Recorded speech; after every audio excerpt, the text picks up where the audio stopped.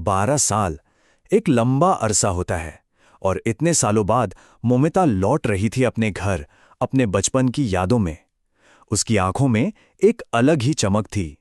वो उत्साह था अपने मायके की मिट्टी को छूने का। पर उसे क्या पता था कि जिस घर को वो अपनी यादों का प्यारा सा संदूक समझ रही थी ना, वो अब एक बहुत ही भयानक राज का, कह सकते हैं, एक मकबरा बन चुका था। और यहीं से हमारी आज की कहानी का सबसे परेशान करने वाला सवाल उठता है। सोचिए, क्या एक ऐसी आत्मा जो कभी इस दुनिया में आई ही नहीं, जो कभी जी ही नहीं, क्या वो बदला ले सकती है?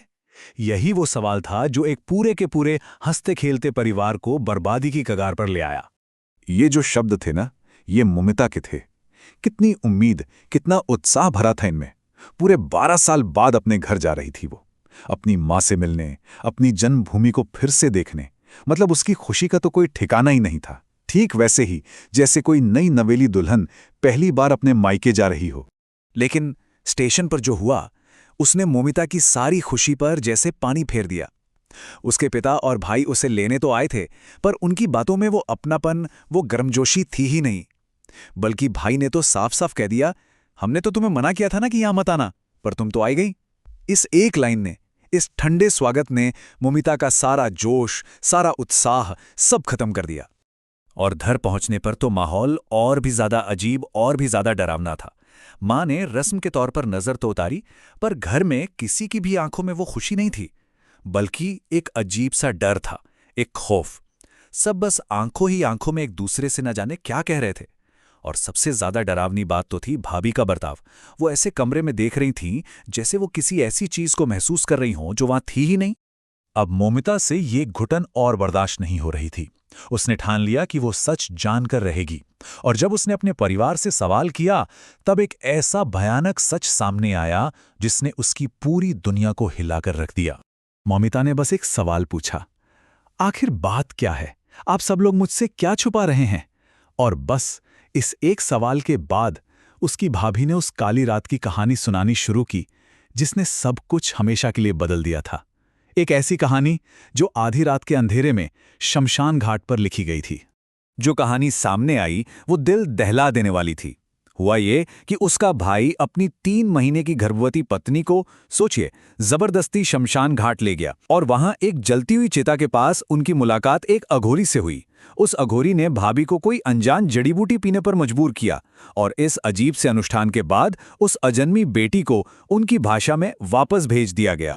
और इस घिनौने काम के पीछे की वजह थी बेटे की चाहत। उनका ये मानना था कि वो कोई हत्या नहीं कर रहे हैं, बस उस आत्मा को वापस भेज रहे हैं ताकि वो एक लड़का बनकर दोबारा लौटे। ये एक ऐसी सोच थी, एक ऐसा अंधविश्वास था जिसने उनके आने वाले कल पर एक ऐसा श्राप लिख दिया जो कभी मिट नहीं सकता था। परिवार ने जिसे एक छोटा मोटा अनुष्ठान समझा था, वो उनकी जिंदगी का सबसे खतरनाक मोड़ बन गया। वो अजन्मी बच्ची लौट तो आई थी, लेकिन इस बार प्यार पाने के लिए नहीं, बल्कि अपना बदला लेने के लिए। इसके बाद जो होना शुरू हुआ वो किसी बुरे से बुरे सपने जैसा था। पहले तो वो आत्मा घर में दिखने लगी, उसकी आंखों से आंसुओं की जगह खून बहता था।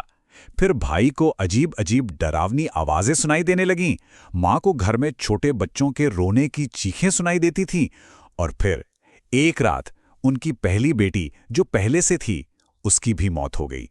और उस बच्ची की मौत के बाद दीवार पर जो लिखा मिला वो सिर्फ एक धमकी नहीं थी, वो उस आत्मा का फैसला था। अब जाकर परिवार को समझ में आया था कि उन्होंने कितनी बड़ी, कितनी भयानक गलती की है, लेकिन अब बहुत देर हो चुकी थी। उन्होंने तांत्रिकों को भी बुलाया मदद के लिए, लेकिन वो भी कुछ नहीं कर पाया। उसने बस एक चेतावनी दी। और यही वो वजह थी कि परिवार पिछले 5 सालों से मोमिता को घर आने से रोक रहा था। वो असल में उसे इस श्राप से बचाना चाहते थे। लेकिन कहते हैं ना, होनी को कौन टाल सकता है। मोमिता के घर आते ही वो श्राप जैसे फिर से जाग गया और इस बार वो अपना हिसाब पूरा करने के लिए आया था। परिवार मोमिता को वापस भेजने की तैयारी कर ही रहा था कि अचानक उसके चेहरे पर चोट के निशान उभरने लगे, खरोंचें पड़ने लगी। एक अनदेखी ताकत उस पर हमला कर रही थी और कोई कुछ भी समझ नहीं पा रहा था कि हो क्या रहा है। और तभी मोमिता की भाभी की आंखें एकदम लाल हो गईं और वो जोर जोर से हंसने लगी। उसकी आवाज बदल चुकी थी, ऐसा लग रहा था जैसे उसके अंदर कोई और बोल रहा हो।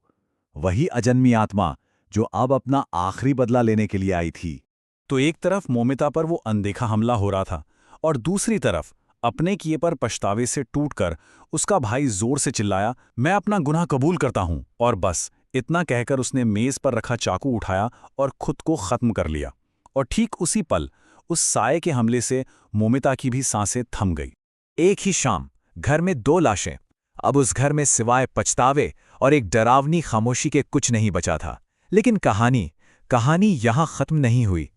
अपनी आंखों के सामने अपने दोनों बच्चों को खोने के बाद मां पूरी तरह से टूट चुकी थी।